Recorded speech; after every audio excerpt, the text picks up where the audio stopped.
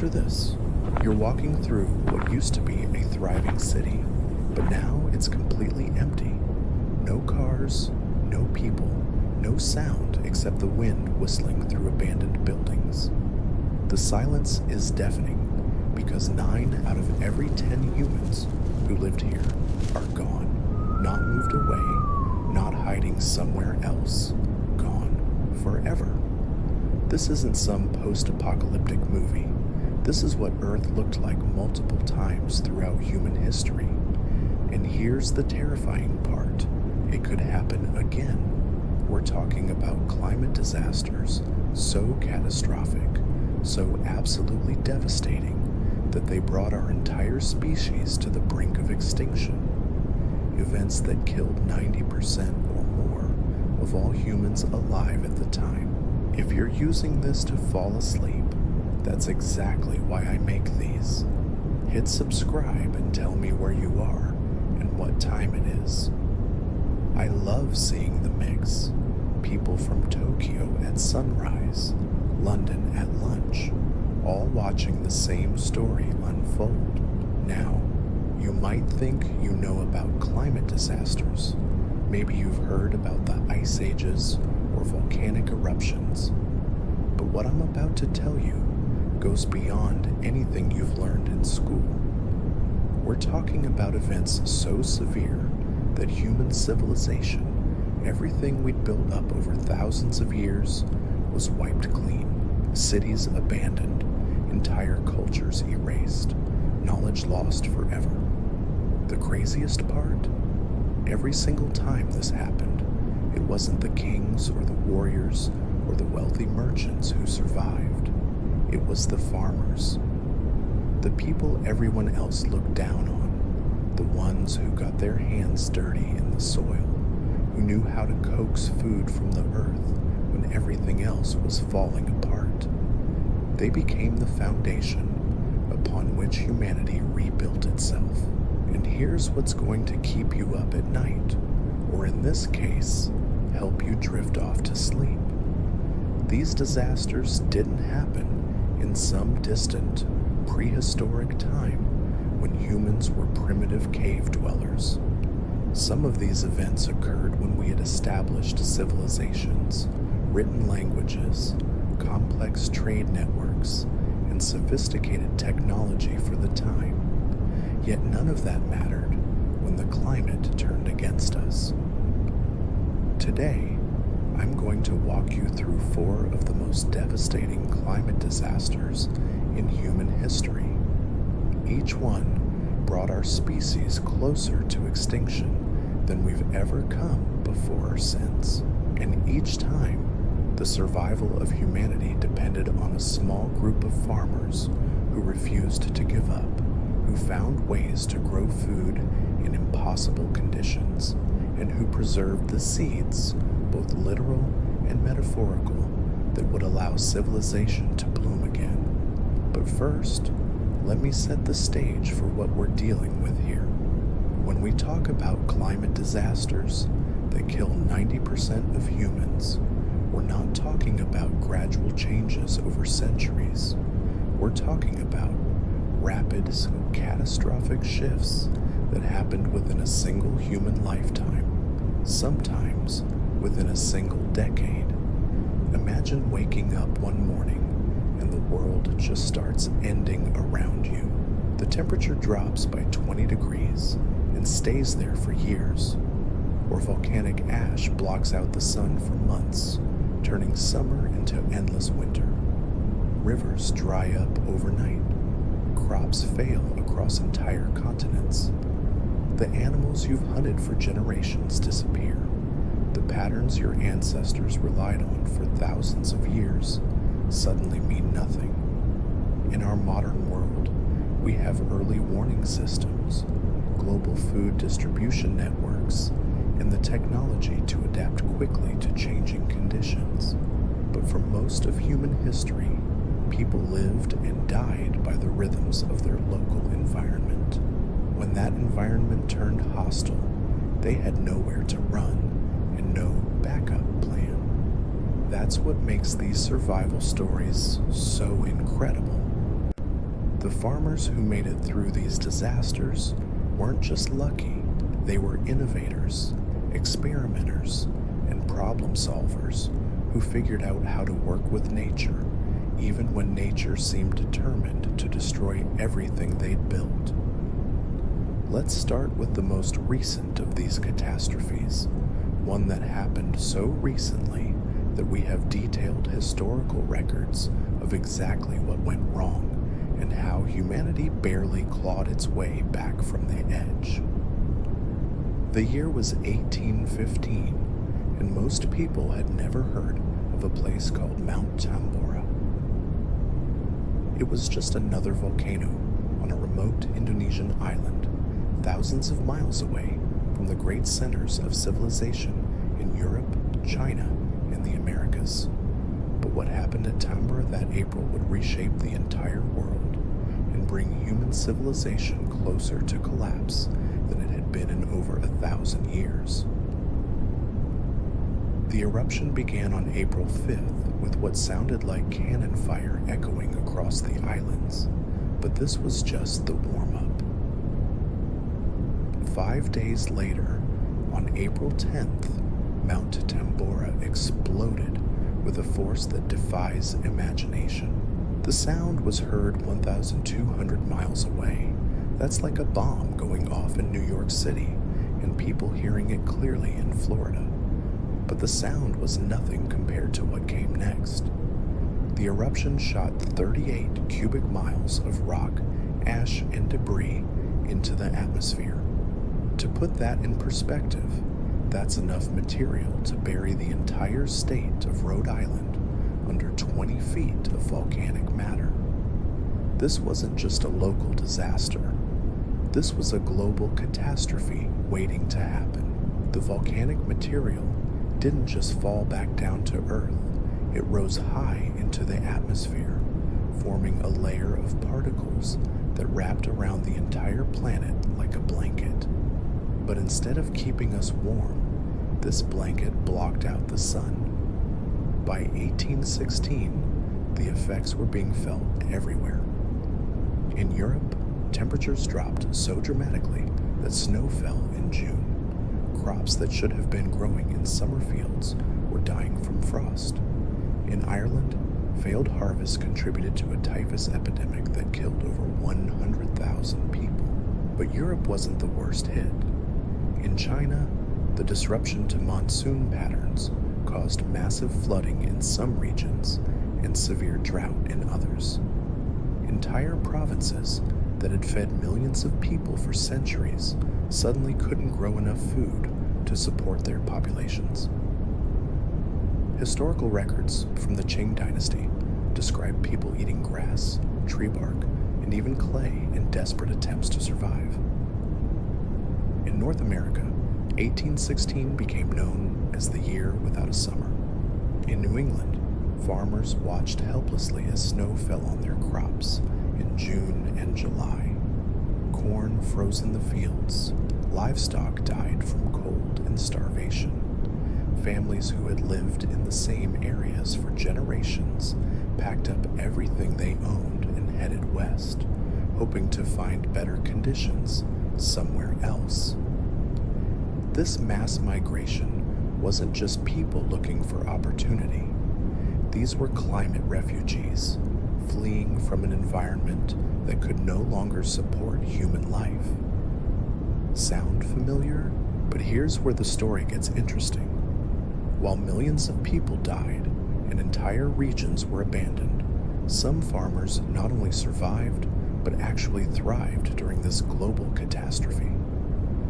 How did they do it? The answer lies in something most people had never heard of before 1816: crop diversification and innovative growing techniques that would revolutionize agriculture forever.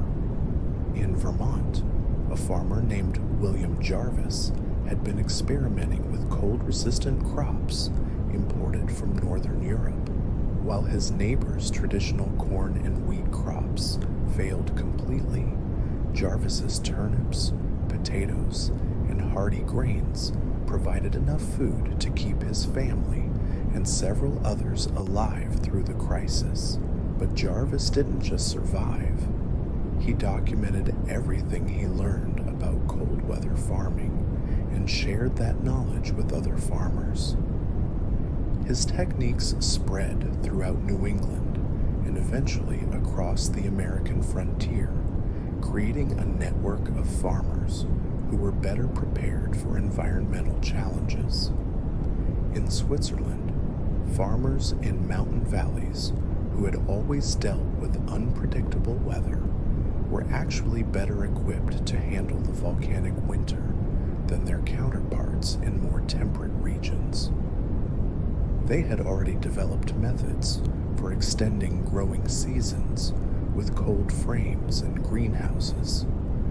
They knew which crops could survive unexpected frosts and how.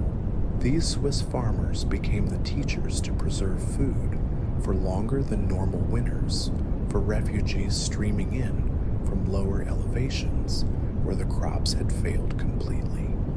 They shared not just food, but knowledge about survival Europe for the next century. Meanwhile, farming that would influence agricultural practices across in Indonesia itself, near the site of the original eruption, local farmers were dealing with the islands were buried under feet of volcanic ash. Traditional landscape that had been completely transformed. Entire some farmers discovered that the volcanic soil crops couldn't grow in the changed soil, but years was incredibly fertile. They, once it weathered for a few, began experimenting with new crop varieties that could tolerate the altered conditions. They developed techniques for working volcanic soil that were completely different from traditional farming methods. These innovations didn't just help them survive the immediate aftermath of the eruption, they created agricultural practices that made the region more productive than it had ever been before. This is the pattern we see over and over again in climate disaster survival stories. The people who make it through aren't just the ones who have the most resources or the best location. They're the innovators, the experimenters, the ones willing to try something completely different when the old ways stop working. But the Tambora disaster was just practice compared to what came before. As devastating as the 1815 eruption was, it was nothing compared to the climate catastrophes that had nearly wiped out humanity in earlier periods. Events so severe that they reset human civilization completely, forcing our species to start over from almost nothing. The next disaster on our list happened over 1,000 years earlier, but its effects were so dramatic that they changed the course of human history forever. We're talking about the late antique Little Ice Age, a period of climate chaos that lasted for over a century and brought down some of the most powerful empires in human history. This wasn't just cold weather. This was a complete breakdown of the climate systems that had supported human civilization for over 1,000 years. And once again, when the dust settled, it was the farmers who held the keys to humanity's survival. But before we get to that story, let me tell you about something even more terrifying. An event that happened so long ago that most people don't even know it occurred, but which came closer to ending human existence than anything else in our species' history.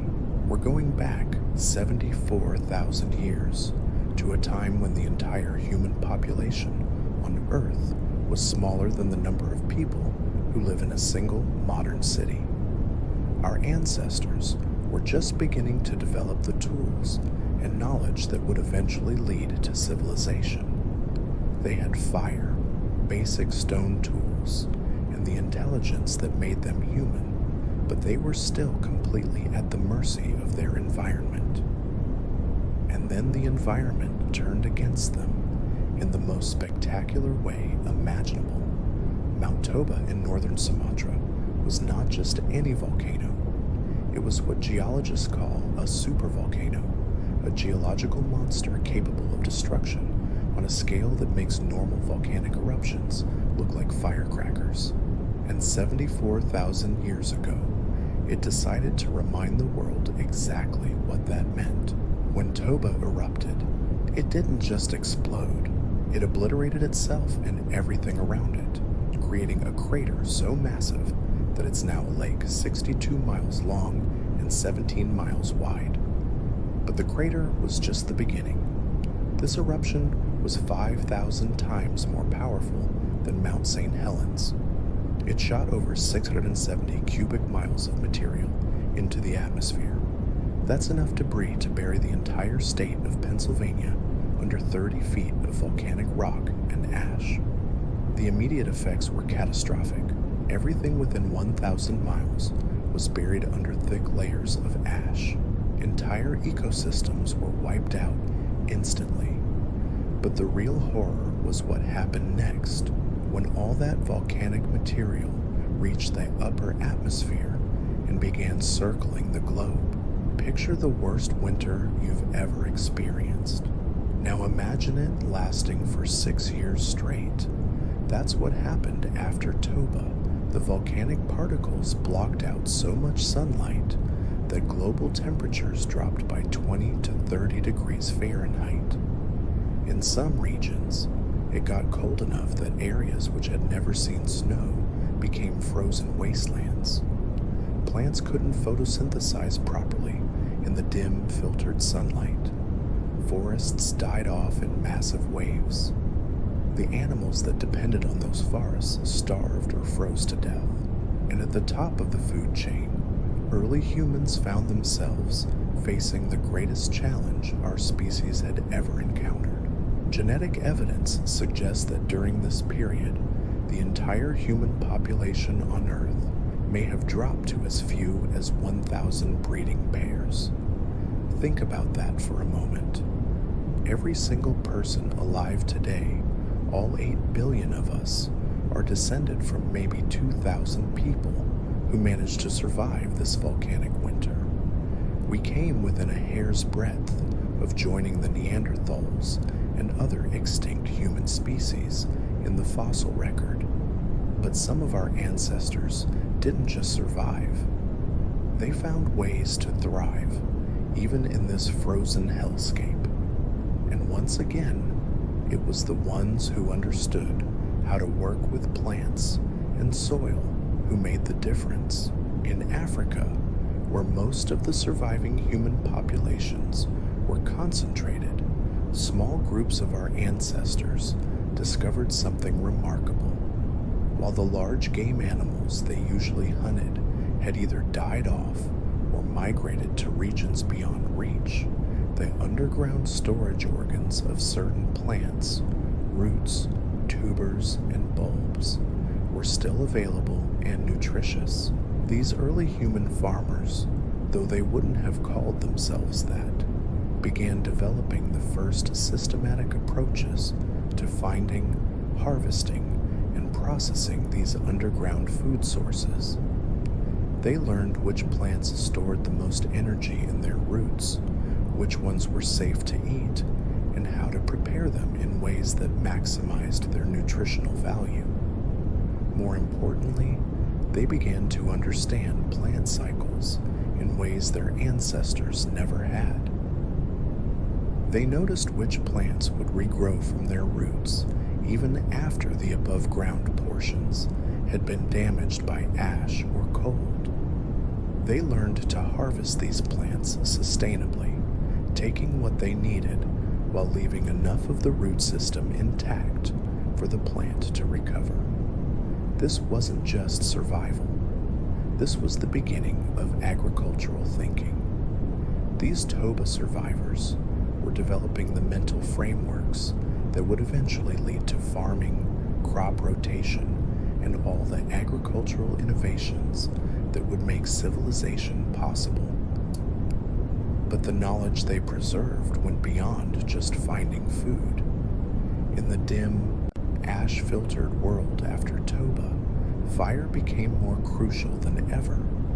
The survivors who made it through weren't just the ones who could find food, but the ones who could maintain fire in conditions where wood was scarce and often damp from ashfall. They became experts at finding and using alternative fuel sources. They learned to burn animal fat, dried plant matter, and even certain types of volcanic rock that could hold heat. They developed techniques for keeping fires burning continuously for months at a time, because starting a new fire in post-Toba conditions was incredibly difficult. These fire-keeping skills were passed down through generations and eventually spread to human populations around the world. The mastery of fire that allowed later humans to expand into cold climates and eventually develop metallurgy can be traced back to the innovations developed during the Toba crisis. In Southeast Asia, closer to the eruption site, the few human groups that survived developed even more specialized techniques. They learned to identify areas where the ash layer was thinner and plant life might recover more quickly. They became experts at reading the landscape for signs of emerging life, following the recovery of vegetation as it slowly began to reclaim the devastated region. These survivors also developed some of the earliest forms of food preservation that we know about. With hunting uncertain and plant foods often scarce, they couldn't afford to waste anything edible. They learned to smoke meat and fish using the abundant ash and charcoal, creating preserved foods that could last for months. But perhaps most remarkably, they maintained their social structures and knowledge systems even as their populations dwindled to nearly nothing. In groups of maybe 20 or 30 people, they kept alive the accumulated wisdom of thousands of years of human development. They told stories, passed on techniques, and maintained the cultural knowledge that would allow humanity to rebuild once conditions improved. The recovery from Toba was incredibly slow.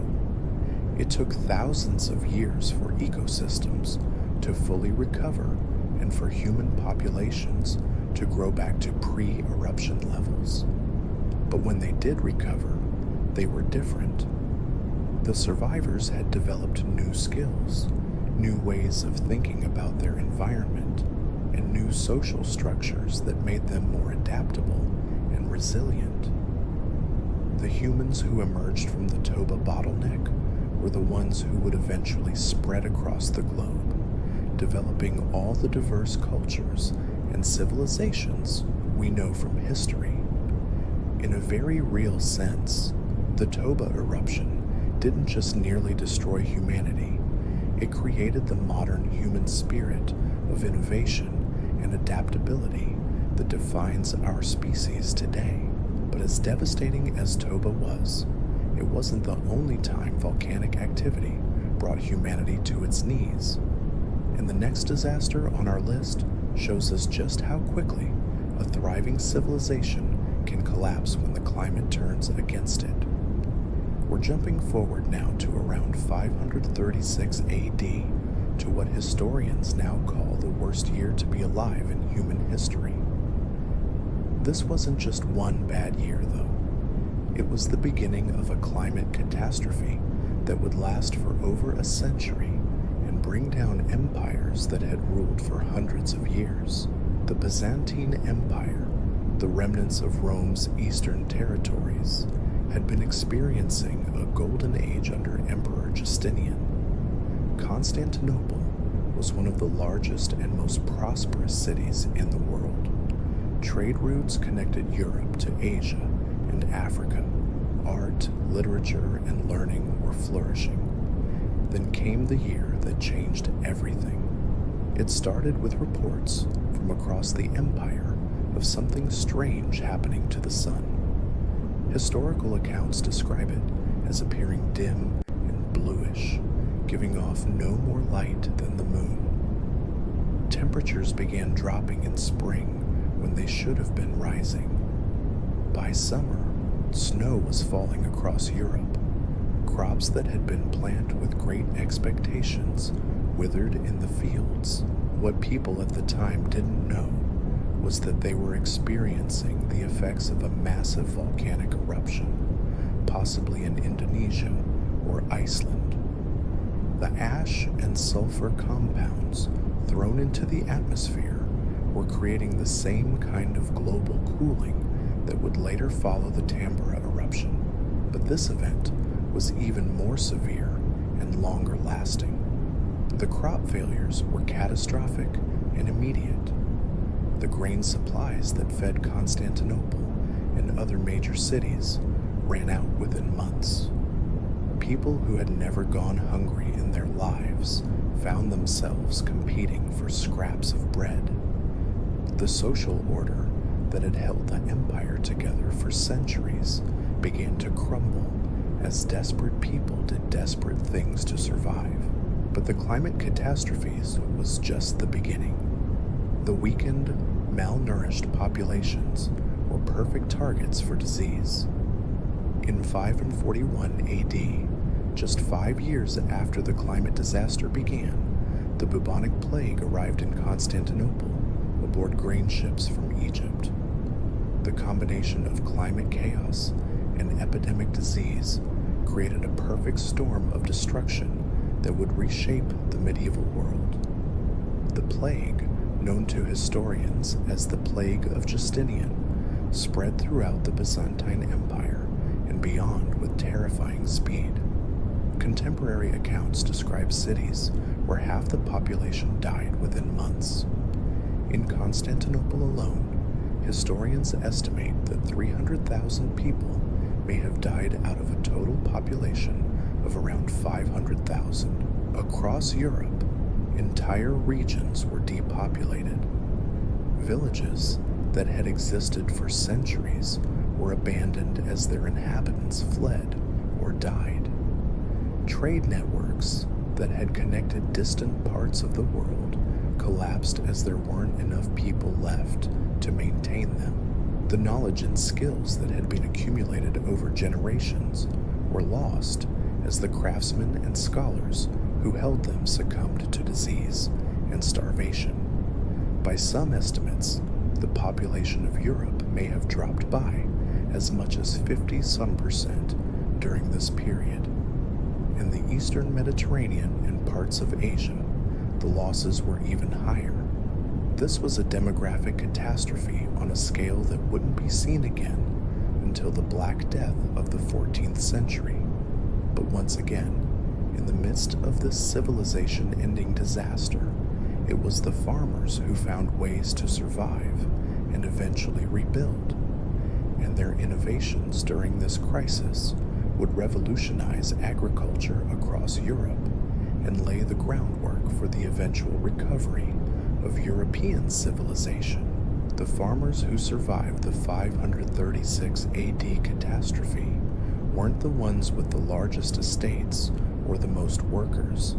They were the ones who understood something that most people had forgotten in the prosperity of the previous centuries. They knew how to work with what they had, rather than depending on what they expected. In the mountains of northern Italy, a group of monks at a remote monastery had been practicing something their urban counterparts thought was primitive and backwards. They had maintained detailed records of which crops could survive unexpected cold snaps, which plants could grow in poor soil, and how to preserve seeds through harsh conditions that might last for years. When the climate disaster hit, these mountain farmers became the lifeline for entire regions. Their monastery gardens, designed to be self-sufficient in case of siege or isolation, proved to be perfectly adapted for survival in a world where traditional agriculture had failed. They had developed techniques for extending growing seasons using stone walls that absorbed heat during the day and released it at night. They knew how to build cold frames and simple greenhouses using materials that were available even when trade networks collapsed. But their most valuable innovation was something we would recognize today as crop rotation and soil management. While most farmers of the time depleted their soil by growing the same crops year after year, these mountain communities had learned to work with natural cycles, allowing fields to rest and recover while growing different crops that actually improved the soil quality. When refugees began streaming into the mountains, fleeing from the failed harvests and plague outbreaks in the cities, these farmers didn't just share their food, they shared their knowledge. They taught newcomers how to identify wild edible plants that could supplement cultivated crops. They showed them how to build simple irrigation systems that could function even when rivers ran low due to disrupted weather patterns. In Ireland, which was geographically isolated from some of the worst plague outbreaks, farmers developed what may have been the world's first systematic approach to weather prediction and crop planning. They had learned to read subtle signs in animal behavior, plant growth patterns, and atmospheric conditions that could give them advance warning of harsh weather. These Irish farmers began maintaining what they called weather logs, detailed records of seasonal patterns that allowed them to predict with surprising accuracy when to plant, when to harvest, and when to prepare for unusually harsh conditions. This knowledge system proved so valuable that it was eventually adopted by farming communities across northern Europe. But perhaps the most remarkable survival story from this period comes from a completely unexpected place. In the highlands of Ethiopia, where communities had been relatively isolated from the major trade networks and imperial systems, farmers had been dealing with unpredictable climate variations for centuries. When the global cooling event hit, they were already prepared. Ethiopian farmers had developed terraced agriculture systems that could function in conditions ranging from drought to excessive rainfall. They had cultivated dozens of different grain varieties, each adapted to specific elevation levels and climate conditions. When some crops failed due to the changed weather patterns, others thrived. More importantly, they had maintained seed banks, collections of different crop varieties that were stored in cool, dry caves and rotated regularly to ensure viability. When farmers in other parts of the world were facing complete crop failure because they had become too dependent on a few high-yield varieties, Ethiopian communities could switch to alternative crops that were better suited to the new conditions.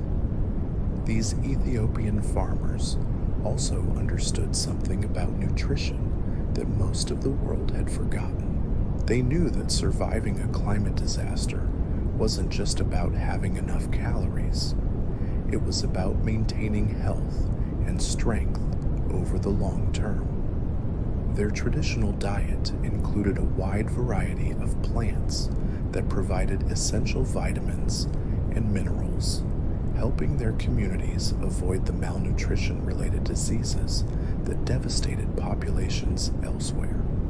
As the climate crisis dragged on year after year, those highland communities became centers of knowledge and innovation.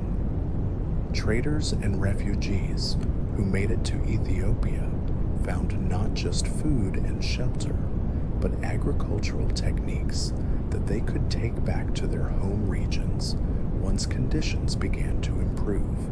The recovery from the 536 AD disaster was painfully slow. It took almost a century for global temperatures to return to normal levels. It took even longer for human populations to recover and for new political and economic systems to emerge from the wreckage of the old empires. But when civilization did begin to rebuild, it was built on the agricultural innovations that had been developed during the crisis years. The crop rotation techniques pioneered by mountain monasteries became standard practice across medieval Europe. The weather prediction methods developed in Ireland spread throughout the Celtic world and beyond. The diverse cropping systems of Ethiopian farmers influenced agricultural development across Africa and the Middle East. These weren't just survival techniques, they were revolutionary improvements in how humans understood and worked with their environment. The farmers who survived the 536 AD catastrophe hadn't just preserved human civilization, they had made it more resilient and adaptable than it had ever been before. But we're not done yet.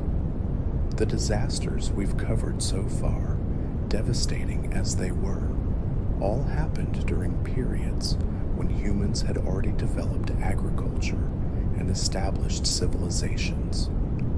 Our next catastrophe takes us back to a time when humanity was still learning the very basics of how to control their food supply. This disaster was different because it didn't just threaten to destroy human civilization.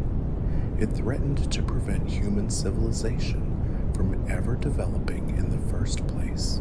We're going back about 12,900 years to the beginning of a period that geologists call the Younger Dryas. To understand why this event was so catastrophic, you need to understand what was happening to humanity just before it began. After over 100,000 years of living as hunter-gatherers, humans had finally begun to experiment with something completely new. They were learning to control the reproduction of plants and animals, developing the first techniques that would eventually become agriculture. In the Fertile Crescent of the Middle East, small communities were beginning to cultivate wild grains. They were learning to save seeds from the best plants and replant them the following season. They were starting to domesticate sheep and goats, controlling their breeding to select for traits that made them more useful to humans.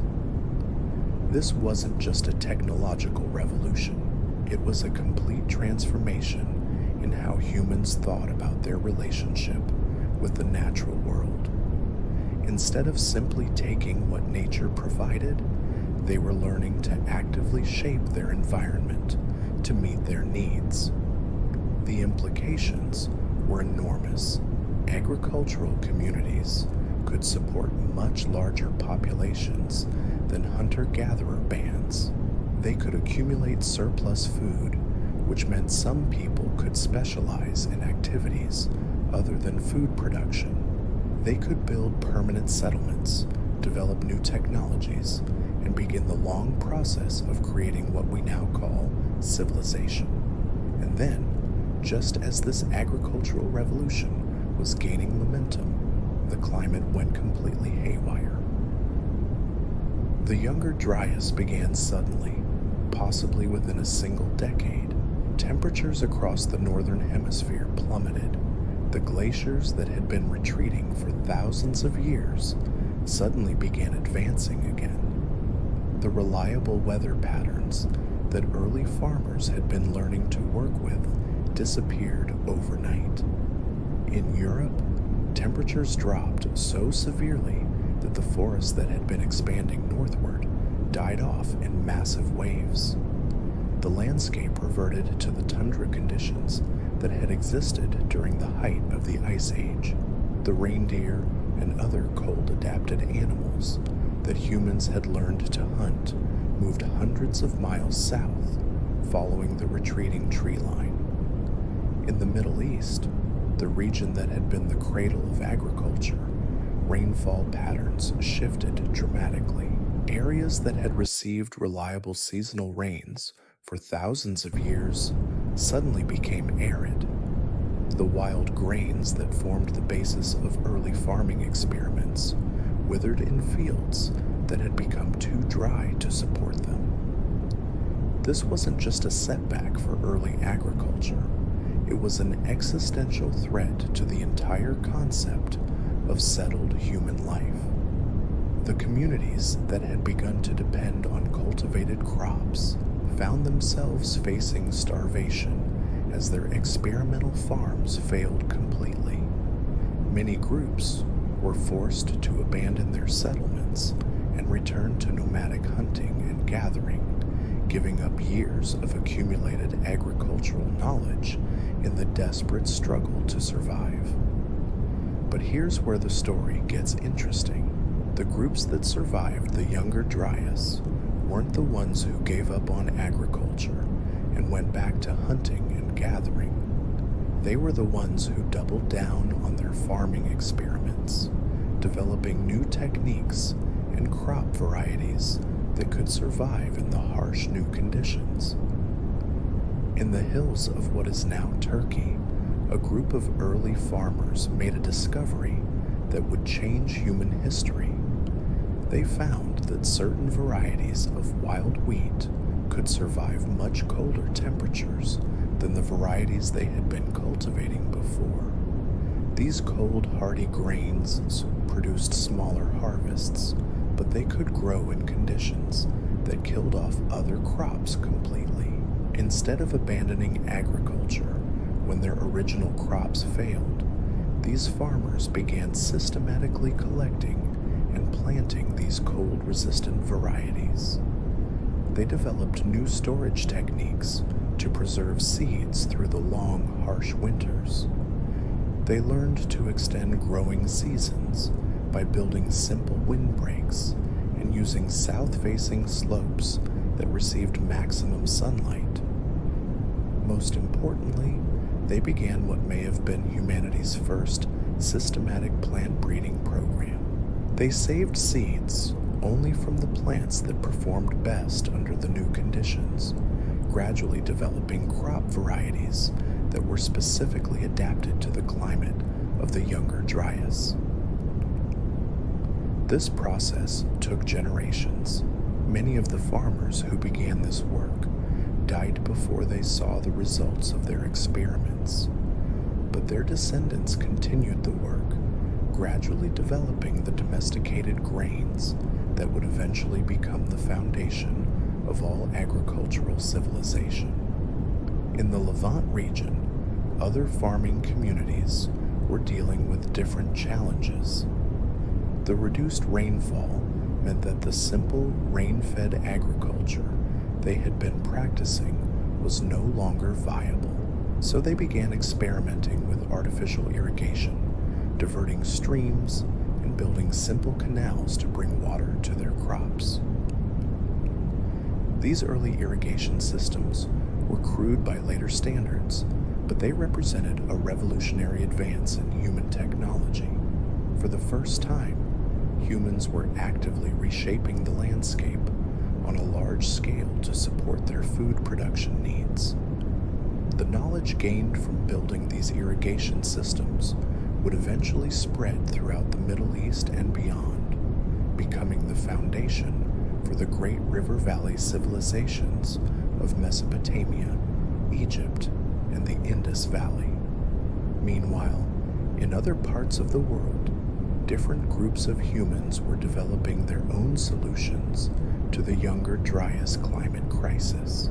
In East Asia, communities began domesticating rice in river valleys that remained relatively warm and wet, even during the coldest periods.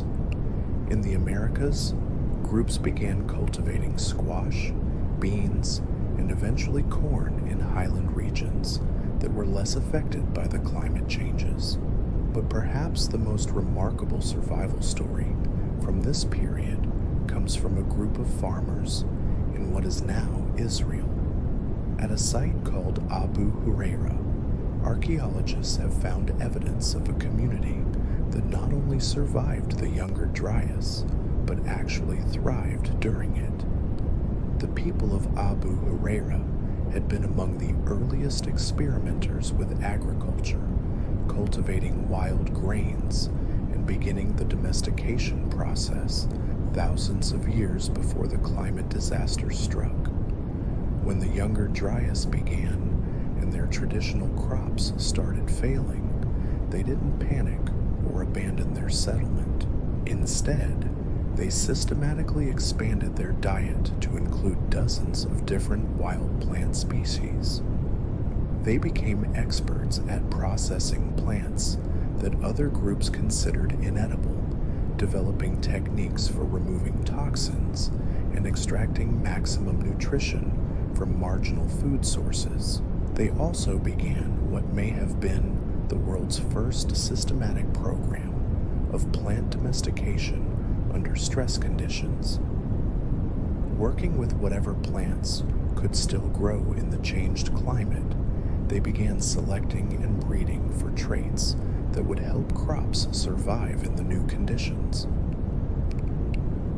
The archaeological evidence shows that over the course of several generations, the people of Abu Huraira successfully domesticated several grain species that became major food crops. They developed storage and processing techniques that allowed them to maintain stable food supplies even when harvests were poor. Most remarkably, they maintained their agricultural lifestyle throughout the entire 1,300-year duration of the Younger Dryas, while other communities abandoned farming and returned to hunting and gathering. Abu Huraira continued to develop and refine agricultural techniques that would eventually spread throughout the world. When the climate finally began to warm again, around 11,700 years ago, the farmers who had survived the Younger Dryas were ready. They had developed crop varieties that were more productive and reliable than anything that had existed before the climate disaster. They had perfected agricultural techniques that could function under a wide range of conditions. They had built the knowledge base that would support the rapid spread of agriculture across the globe in the following millennia. The Younger Dryas didn't destroy the agricultural revolution. It refined it, creating a generation of farmers who understood how to work with unpredictable and challenging conditions. These were the people who would go on to create the first cities, the first writing systems, and the first complex civilizations in human history. But there's one more disaster we need to talk about, and this one might be the most important of all, because it shows us what happens when climate change isn't just a temporary crisis, but a permanent shift that forces humanity to completely reinvent how we live. We're going back now to what might be the most terrifying climate disaster of all, because unlike the sudden catastrophes we've discussed, this one crept up slowly, giving humanity just enough time to watch their world disappear piece by piece. This is the story of the 8.2 kiloyear event, a climate shift so profound that it didn't just threaten human survival, it forced our species to completely reimagine what civilization could be. Picture the world 8,200 years ago. Humanity had recovered from the Younger Dryas disaster. Agriculture was spreading rapidly across the globe. The first true cities were beginning to emerge in Mesopotamia and the Indus Valley. Trade networks stretched across continents. For the first time in human history, it looked like our species had finally gained control over their environment. The settlements were growing larger and more sophisticated. In what is now Turkey, the city of Çatalhöyük housed nearly 10,000 people in an urban complex unlike anything that had existed before. In the Balkans, farming communities were producing surplus grain that supported specialized craftsmen, traders, and early forms of government. Along the coasts of the Mediterranean and Black Sea, fishing villages were evolving into maritime trading centers that connected distant cultures. This wasn't just survival anymore. This was prosperity. Humans were building monuments, creating art, developing mathematics and astronomy. They were domesticating new crops and animals at an incredible pace. Population levels were higher than they had ever been in human history. The future looked limitless. Then the ice began to melt. Deep in the heart of North America, the massive ice sheet that had covered Canada for thousands of years was collapsing. But this wasn't the gradual melting that had been happening since the end of the Ice Age. This was catastrophic, sudden, and unstoppable. Imagine a freshwater lake the size of the Great Lakes, but deeper and held back by walls of ice hundreds of feet thick. Now imagine those walls suddenly giving way, releasing all that water at once into the North Atlantic Ocean. That's exactly what happened when the final remnants of the North American ice sheet collapsed around 8,200 years ago. The immediate effects were devastating. The massive influx of cold, fresh water disrupted the ocean currents that had been carrying warm water from the tropics to northern Europe. The Gulf Stream, that great conveyor belt of warm water that made European agriculture possible, slowed to a crawl and in some areas stopped completely. Within a few years, temperatures across northern Europe had dropped by up to 10 degrees Fahrenheit. That might not sound like much, but it was enough to turn productive farmland into frozen wasteland. Growing seasons shortened dramatically. Crops that had fed thriving communities for generations could no longer survive the harsher conditions. But Europe wasn't the only region affected. The disruption to global ocean currents triggered climate changes across the planet. In Africa, the monsoon patterns that brought life-giving rain to the Sahara region weakened and eventually failed. The Green Sahara, with its lakes and grasslands that had supported human communities for thousands of years, began its transformation into the desert we know today. In Asia, changing precipitation patterns brought drought to some regions and devastating floods to others. The reliable seasonal rhythms that early farmers had learned to depend on became chaotic and unpredictable. Rivers that had flowed steadily for millennia suddenly dried up or changed course entirely. This wasn't just a temporary crisis that communities could wait out. This was a permanent shift in global climate patterns that would last for centuries. The world that humans had learned to live in was gone forever, replaced by something harsher, less predictable, and far less hospitable to the settled agricultural life that had been developing. The response was swift and brutal. Archaeological evidence from across Europe shows the same pattern repeated hundreds of times. Thriving settlements that had existed for generations were suddenly abandoned, not destroyed by warfare or natural disasters, just left empty as their inhabitants fled in search of better conditions. In the Balkans, the sophisticated Tell cultures that had been building impressive settlements and developing complex social structures simply disappeared from the archaeological record.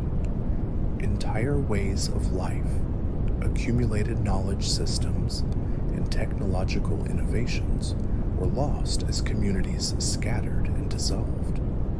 The great city of Çatalhöyük, which had been growing steadily for over 1,000 years, began to shrink rapidly.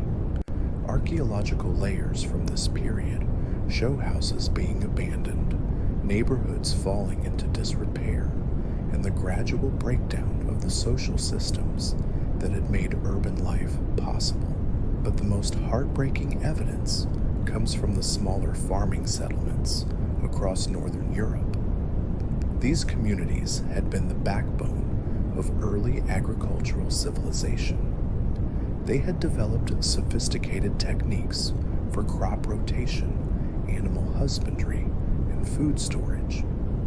They had been slowly but steadily improving yields and supporting larger populations. The climate shift destroyed all of that progress in a matter of decades. Sites that show evidence of successful farming for hundreds of years suddenly show signs of crop failure, malnutrition, and abandonment. Families that had worked the same land for generations packed up what they could carry and began the desperate search for somewhere, anywhere, that could still support human life. This massive climate migration wasn't just about people moving from cold places to warm places. It was about the complete reorganization of human society. The social structures, trade networks, and knowledge systems that had been developing during the post-Younger Dryas recovery period were torn apart as communities scattered across the landscape. But once again, in the midst of this civilizational collapse, it was the farmers who found ways not just to survive, but to create something entirely new. The climate refugees fleeing the failed settlements didn't just wander aimlessly. They carried with them seeds, both literal and metaphorical, that would eventually grow into new forms of human organization. In southern Europe, where conditions remained more favorable, refugee farmers from the north brought with them agricultural techniques that had been developed under harsh conditions. They had learned to maximize yields from marginal land, to preserve food through unpredictable seasons, and to maintain crop diversity as insurance against failure. When these northern techniques were combined with the different growing conditions of the Mediterranean region, the results were revolutionary. Farmers began developing new crop varieties that were more productive than anything that had existed before. They learned to exploit microclimates, growing different crops on north-facing and south-facing slopes, in valleys and on hillsides, creating agricultural systems that were far more resilient and productive than the simple farming methods of earlier periods. In the river valleys of Mesopotamia, climate refugees brought with them knowledge of water management that had been developed in the wetter conditions of northern Europe.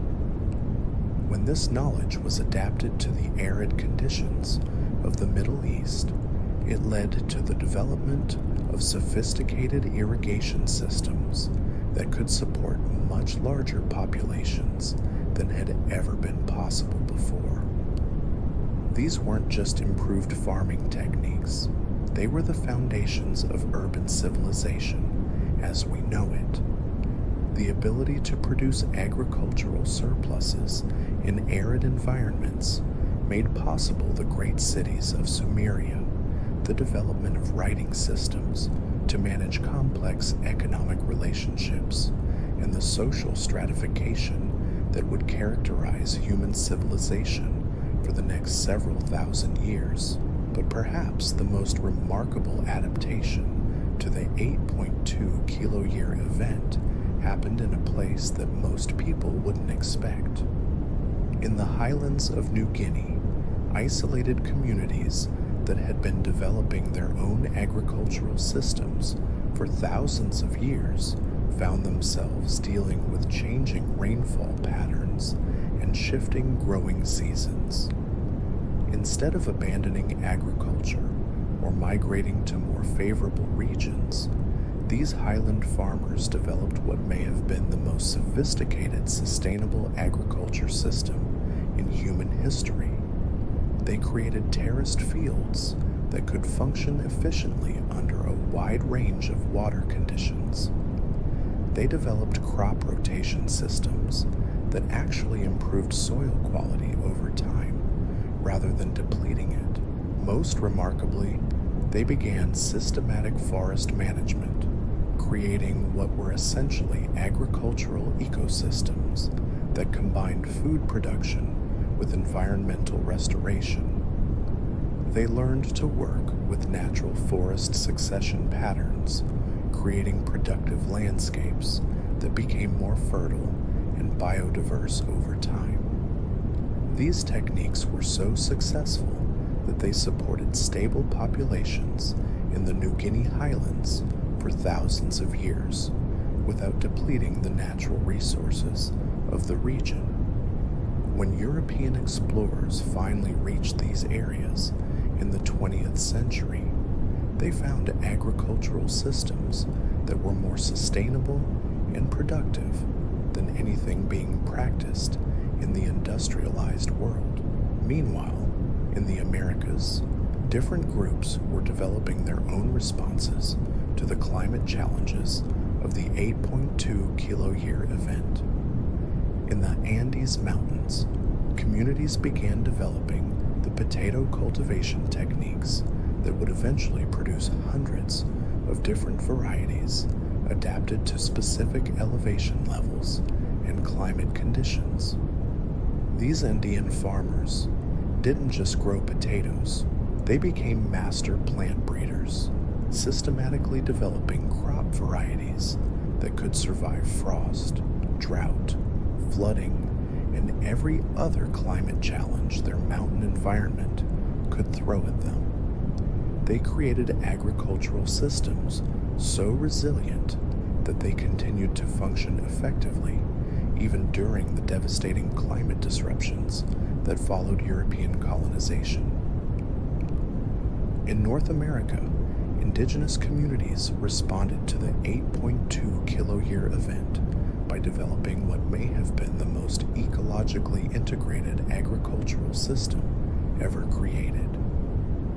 Rather than trying to control and reshape their environment, they learned to work with natural ecological processes to create landscapes that were simultaneously wild and cultivated. They used controlled burning to manage forest ecosystems, creating park-like landscapes that supported both wild game and cultivated plants. They developed polyculture techniques, growing multiple crops together in ways that improved soil health and reduced pest problems. They created food forests, cultivated landscapes that looked and functioned like natural ecosystems, but produced much higher yields of human food. These techniques were so successful that when European colonists first arrived in North America, they found landscapes that seemed like natural wilderness, but were actually the result of thousands of years of sophisticated ecological management. The apparent abundance of natural resources that impressed early European explorers was largely the product of indigenous agricultural techniques that had been developed in response to the climate challenges of the 8.2 kiloyear event.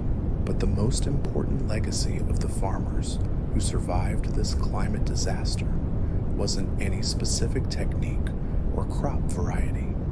It was a fundamental shift in how humans thought about their relationship with the environment.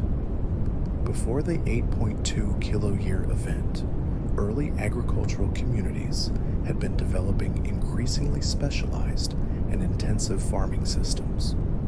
They were learning to maximize production from specific crops in specific locations, creating efficient but fragile agricultural systems that worked well under stable conditions but collapsed when conditions changed. The climate crisis forced a complete rethinking of this approach. The farmers who survived were the ones who learned to work with uncertainty, to build resilience rather than efficiency into their agricultural systems. They developed diverse cropping systems that could adapt to changing conditions. They learned to read environmental signals and adjust their practices accordingly. They created agricultural techniques that were inherently flexible and adaptive. This shift in thinking didn't just affect agriculture, it influenced every aspect of human civilization that developed after the 8.2 kiloyear event. The trade networks that emerged were more diversified and resilient than earlier systems. The social structures that developed were better able to handle environmental and economic stress. The technologies that were invented were designed for adaptability rather than just productivity. In essence, the 8.2 kiloyear climate event taught humanity a lesson that we're still learning today. It showed us that survival in an uncertain world requires not just the ability to exploit favorable conditions, but the wisdom to build systems that can adapt when those conditions change. The farmers who guided humanity through this crisis weren't just preserving human civilization, they were evolving it, creating new forms of human organization that were more resilient, more sustainable, and ultimately more successful than anything that had come before. And as we face our own climate challenges today, their innovations and insights remain as relevant as ever, because the fundamental lesson of the 8.2 kiloyear event wasn't that climate change is dangerous.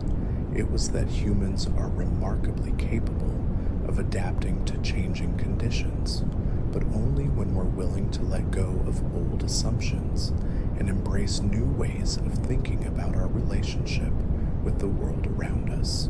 The story of how farmers saved humanity during history's greatest climate disasters isn't just ancient history, it's a blueprint for resilience that speaks directly to the challenges we face today.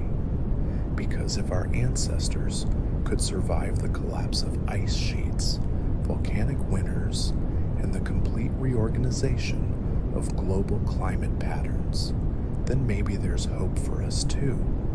But there's one more lesson from these ancient climate survivors that might be the most important of all, and it's something that connects all four of these disasters, something that explains not just how humanity survived, but how we emerged stronger and more capable after each crisis.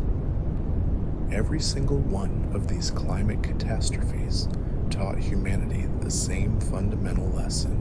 It wasn't technology that saved us. It wasn't wealth or power or military might. It was adaptability. The farmers who survived weren't necessarily the smartest or the strongest.